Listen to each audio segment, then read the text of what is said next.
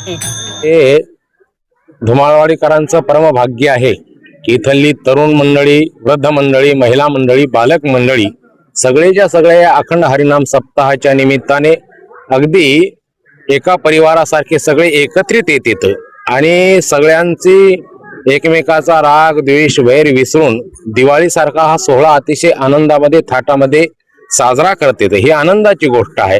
वारकरी संप्रदायांचं हे वैभव आहे।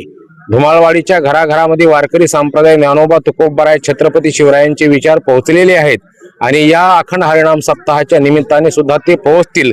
खऱ्या अर्थाने गोदावरी मातेची कृपा आहे यांच्यावर, हनुमंतरायाची कृपा आहे, छत्रपती शिवरायांचे सगळे मावळे आहेत।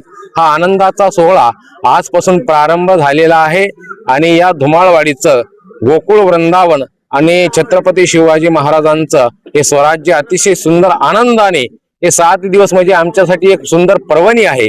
या गावकऱ्यांच्या वतीने मी सगळ्या नांदेड शहरवासियांना निमंत्रित करेल की आपणही या सोहळ्यामध्ये यावं, सहभागी व्हावं आणि अधिक लाभ घ्यावा। सुंदर कीर्तन आहेत, रोज 12 ते 4 श्रीमद भागवत कथा आहे संगीतमय आणि गाथा पारायण आहे, विविध कार्यक्रम आहेत, अन्नदान आहे। या सगळ्या कार्यक्रमाचा सगळ्यांनी लाभ घ्यावा।